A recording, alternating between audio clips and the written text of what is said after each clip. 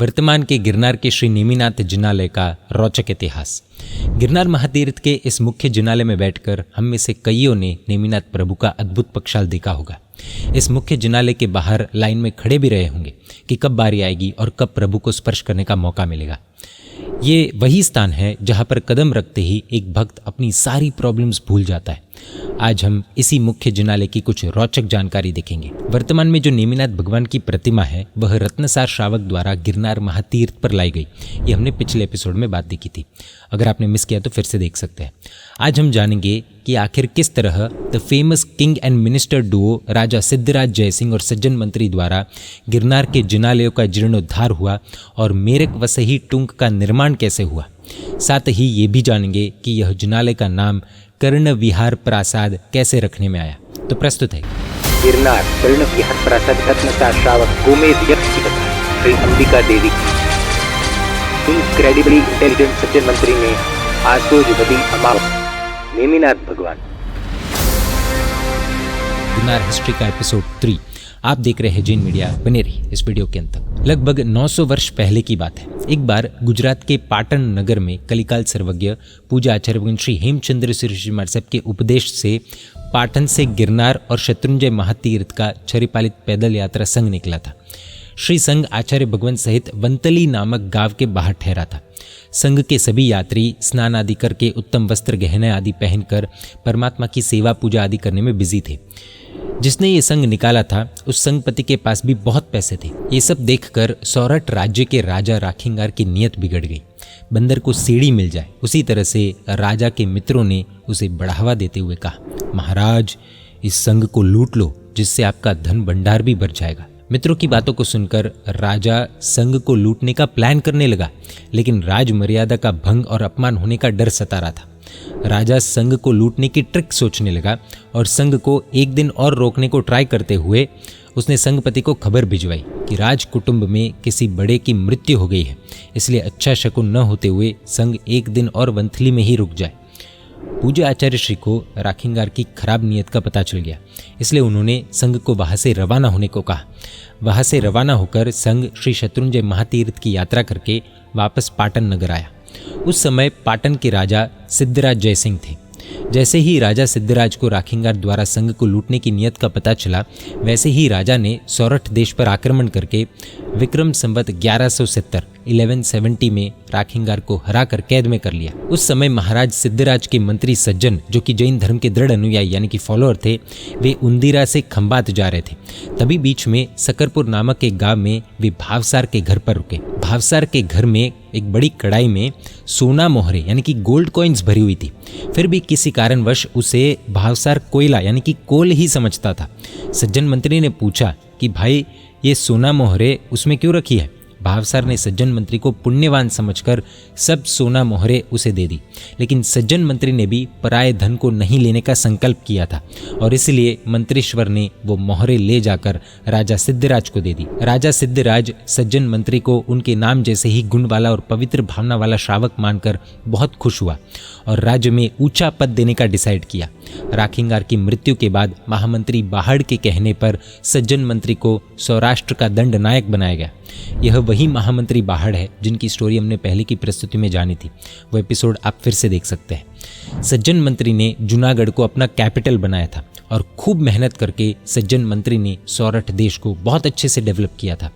कुछ समय के बाद एक बार सज्जन मंत्री जूनागढ़ में स्थित श्री गिरनार महातीर्थ की यात्रा पर गए। वहां उन्होंने पूरी तरह से जीर्ण यानी कि टूटे फूटे जिनालयों को देखा। एक के बाद एक जिनालय खंडर बनते जा रहे थे। ये देखकर सज्जन मंत्री को बहुत दुख हुआ कि महाराजा सिद्धराज के राज में जिनेश्वर परमात्मा के जिनालयों की, महातीर्थ के जिनालयों की इतनी बुरी हालत। उस समय राजगच्छ के पूजा आचार्य भगवान श्री भद्रेश्वर सुरेश महाराज के उपदेश से सज्जन मंत्री ने जीर्ण हालत में रहे हुए लकड़े के बने हुए श्री नेमिनाथ परमात्मा के मुख्य जिनालय का नींव के साथ यानी कि फाउंडेशन के साथ संपूर्ण जीर्णोद्धार करवाने का यानी कि रीडेवलपमेंट करवाने का डिसीजन लिया। एक दिन शुभ मुहूर्त पर गिरनार महातीर्थ के जिनालय का जीर्णोद्धार शुरू हुआ। टैलेंटेड कारीगर यानी कि टैलेंटेड आर्टिस्ट्स अपनी स्किल्स का कमाल दिखाने लगे। एक समय खंडर जैसे दिखने वाले मंदिर महल जैसे दिखने लगे। सज्जन मंत्री अपनी पूरी शक्ति जिनालय के रीडेवलपमेंट में लगा रहे थे। एक तरफ सौरठ देश का काम और दूसरी तरफ जिनालय का जीर्णोद्धार। इन दो महत्वपूर्ण कार्यों में हमेशा बिजी रहने वाले सज्जन मंत्री को जीर्णोद्धार के लिए जो आवश्यक पैसे लगेंगे उसकी चिंता सताने लगी। सज्जन मंत्री चाहते तो वे सौराष्ट्र के गांव-गांव में घूमकर खूब सारे पैसे इकट्ठे कर सकते थे, लेकिन राज्य की जवाबदारी की वजह से ये काम पॉसिबल नहीं था। इसलिए सौराष्ट्र देश की 3 साल की जो आमदनी राज भंडार में जमा करानी थी वह उन्होंने जीर्णोद्धार के काम में लगा दी। उन्होंने यह सोचा कि वे कुछ समय के बाद सौराष्ट्र के गांव-गांव से वह रकम इकट्ठा करके राज भंडार में जमा करवा देंगे। ऐसा डिसाइड करके सज्जन मंत्री ने 72 लाख द्रम 72 lakhs द्रम इतनी रकम जीर्णोद्धार के कार्य में लगा दी। ये उस समय की बात है, तो उस समय की 72 लाख द्रम यानी कि बहुत बड़ी धनराशि। द्रम यानी कि उस समय की करेंसी कह सकते हैं। लेकिन कुछ भी अच्छा काम करो तब थोड़ी बहुत मुश्किलों का सामना तो करना ही पड़ता है, और ऐसा ही कुछ सज्जन मंत्री के साथ भी हुआ। सज्जन मंत्री द्वारा गिरनार के जिनालयों के जीर्णोद्धार का पुण्यशाली कार्य, इस सर्वोत्तम कार्य को कुछ लोग सहन नहीं कर पाए और उन्होंने पाटन के महाराजा सिद्धराज के कान भरने शुरू कर दिए। राजन, सौराष्ट्र के सज्जन मंत्री ने 3 साल से सौराष्ट्र देश की आमदनी में से 1 कौड़ी भी राज भंडार में जमा नहीं की है, जरूर दाल में कुछ काला है। ऐसी शंका राजा के मन में पैदा करके राजा को भड़काने का षड्यंत्र शुरू किया गया। राजा तो वैसे भी कान के कच्चे होते हैं। महाराजा सिद्धराज भी गुस्से में आग बबूला हो गए और उन्होंने खुद जूनागढ़ जाकर हिसाब लेने का निर्णय किया। राजा सिद्धराज को सज्जन मंत्री पर अविश्वास हो गया। महामंत्री बाहड़ ने सिचुएशन को जानकर राजा के जूनागढ़ आने के समाचार तुरंत ही सज्जन मंत्री तक पहुंचाए। इनक्रेडिबली इंटेलिजेंट सज्जन मंत्री सिचुएशन को समझ गए और सौराष्ट्र देश की आमदनी की रकम कैसे भरी जाए वो सोचने लगे। सोचते सोचते उन्हें वंथली तीर्थ का ध्यान आया। वंथली तीर्थ में सुखी, समृद्ध और श्री गिरनार जी तीर्थ के लिए अपना तन मन धन न्यौछावर करने वाले श्रावकों का उत्साह उन्हें याद आया। कुछ सोचकर सज्जन मंत्री वंथली नगर में आए और वहां के श्रेष्ठियों को इकट्ठा करके गिरनार के जिनालयों के जीर्णोद्धार की रकम की बात बताई। गांव के श्रेष्ठियों के बीच अपनी ओर से जितना हो सके उतनी रकम लिखवाने के लिए भीड़ उमड़ने लगी। उस समय श्रावकों की भीड़ को दूर करता हुआ मैले फटे पुराने कपड़े पहने हुए एक आदमी आगे आने की कोशिश कर रहा था। तब भीड़ डिस्टर्ब होने के कारण गुस्से में आया हुआ एक श्रेष्ठी उस व्यक्ति पर चिल्लाया कि अरे, तेरे लिए वहां पर क्या खाना रखा है क्या? गिरनार के जीर्णोद्धार के लिए धनराशि इकट्ठा कर रहे, उसमें बीच में तू कहाँ पर जा रहा है? 2 पैसे देने की भी तेरी औकात है? वह आदमी ऐसी नेगेटिव बातों को इग्नोर करते हुए चुपचाप आगे बढ़ता हुआ सज्जन मंत्री के पास पहुंचा और सज्जन मंत्री के कान में कहा कि मंत्रीश्वर, इस महाप्रभावक गिरनार तीर्थ के लिए मैं मेरा सब कुछ देने को तैयार हूँ। तो फिर आप सौराष्ट्र देश की 3 साल की आमदनी जितनी रकम के लिए क्यों इतनी मेहनत कर रहे हो? इस गरीब पर दया करके इसका लाभ मुझे लेने दो। सज्जन मंत्री तो 2 मिनट के लिए शॉक हो गए।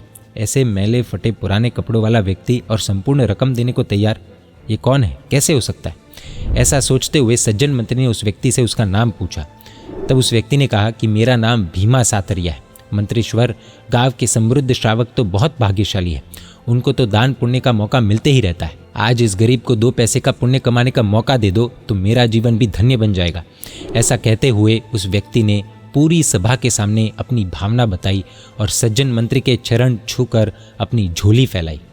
सज्जन मंत्री भी भीमा सातरिया की इस भावना का मान रखते हुए सभा में आए हुए सभी श्रावकों की राशि वापस लौटा देते हैं।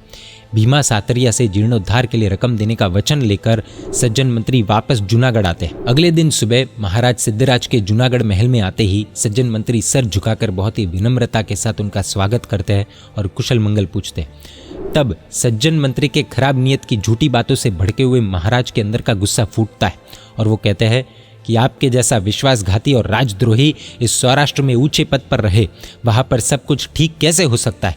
सौराष्ट्र देश के 3 साल की आमदनी का हिसाब कहाँ पर है? महाराज की चिंता को जानकर सज्जन मंत्री शांत मन से जवाब देते हैं कि महाराज, राज्य के आमदनी की एक एक पाई का हिसाब तैयार है। आप लंबा सफर करके आए हैं, थोड़ा आराम कर लीजिए, फिर हिसाब देख लीजिएगा। सज्जन मंत्री के कॉन्फिडेंस से भरे हुए इस जवाब को सुनकर महाराज सिद्धराज का गुस्सा 2 पल में ठंडा हो गया और फालतू में गुस्सा करने का उन्हें पश्चाताप होने लगा। सिद्धराज ने पूरे दिन जूनागढ़ के लोगों से सज्जन मंत्री द्वारा अच्छी तरह से कार्य करने और सज्जन मंत्री द्वारा गिरनार महातीर्थ के जिनालयों के जीर्णोद्धार के बारे में भी सुना। तब महाराज ने सज्जन मंत्री को कहा कि अगले दिन सुबह में वे गांव से होते हुए श्री गिरनार तीर्थ की यात्रा करना चाहते हैं। अगले दिन सुबह राजा सिद्धराज और सज्जन मंत्री गिरनार की यात्रा कर रहे थे। उस समय गिरनार के शिखर पर सुंदर जिनालय और आकाश को छूती हुई ध्वजा का अद्भुत नजारा देखकर महाराज सिद्धराज पूछते हैं, कौन भाग्यवान माता पिता है वो जिनके पुत्र ने ऐसे सुंदर अद्भुत जिनालयों को बनवाया है? सज्जन मंत्री कहते हैं कि राजन, वो पुण्यशाली आपके माता पिता ही है जिनके सौभाग्य से आप जैसे महापुण्यशाली के द्वारा यह जिनालयों का निर्माण हुआ है। महाराज शौक हो जाते हैं और इस बात का रहस्य सज्जन मंत्री को पूछते हैं। तब मंत्रीश्वर बताते हैं कि महाराज, आपके पुण्य प्रभाव से ही यह जिनालयों का निर्माण हुआ है और आपके पिता कर्णदेव और माता मीनल देवी भाग्यशाली है कि आप जैसे शूरवीर पुत्र और गुजरात नरेश ने आपके पूज्य पिताजी की याद में ऐसे अद्भुत जिनालयों का निर्माण करवाया है। सौरठ देश की 3 साल की आमदनी इस जिनालय के नव निर्माण में ही खर्च हुई है, जिसके प्रभाव से ये मंदिर इतने अद्भुत स्वरूप में बने हैं। आप ही सौरठ देश के भी महाराजा हो, इसलिए आपके पिता कर्णदेव और माता मीनल देवी धन्य बने हैं, क्योंकि कर्ण प्रासाद नामक इस जिनालय से गिरनार की शोभा और भी बढ़ गई है, जो आपके पिताजी की स्मृति को कभी ना भुलाने के लिए काफ़ी है। फिर भी अगर आप कहें तो सौरठ देश की 3 साल की आमदनी तुरंत ही राज भंडार में जमा करवानी हो तो एक एक पाई के साथ रकम भंडार में जमा करवाने के लिए नज़दीक के ही वंतली गांव के एक उत्तम श्रावक भीमा साथरिया अकेले ही पूरी रकम भरने के लिए तैयार है। और अगर जीर्णोद्धार का महान लाभ लेकर आप आपके आत्मा के खाते में पुण्य जमा करवाना चाहते हो तो ये ऑप्शन भी आपके लिए खुला है। सज्जन मंत्री की ये बातें सुनकर महाराज सिद्धराज बहुत खुश होते हैं और कहते हैं, ऐसे अद्भुत और सुंदर जिनालयों के जीर्णोद्धार का ऐसा लाभ मिलता हो तो मुझे उन 3 साल की रकम की कोई चिंता नहीं है।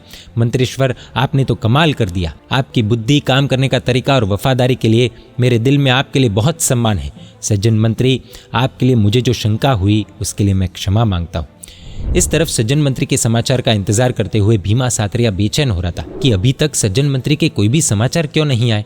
क्या मेरे मुंह तक आया हुआ पुण्य कमाने का यह सुनहरा अवसर चला जाएगा? इस तरह चिंता करते हुए वह सज्जन मंत्री से मिलने के लिए खुद जूनागढ़ आता है। जब भीमा साथरिया को सज्जन मंत्री ने पूरी घटना बताई कि कैसे महाराज ने ही जीर्णोद्धार का लाभ ले लिया है, तब भीमा को बहुत बड़ा धक्का लगा, झटका लगा कि उसके हाथ में आया हुआ पुण्य कमाने का गोल्डन चांस चला गया और थोड़ी देर के लिए वो बहुत दुखी हो गया। वापस नॉर्मल होते ही उसने कहा कि मंत्रीश्वर, जीर्णोद्धार दान के लिए रखी हुई रकम अब मेरे कुछ काम की नहीं, इसलिए आप इस रकम को स्वीकार करके उसका योग्य उपयोग कीजिए। और यह कहकर भीमा वहां से चला गया। कुछ ही समय में वंथली गांव से भीमा साथरिया के धन की बैलगाड़ियां सज्जन मंत्री के महल के बाहर आकर खड़ी हुई।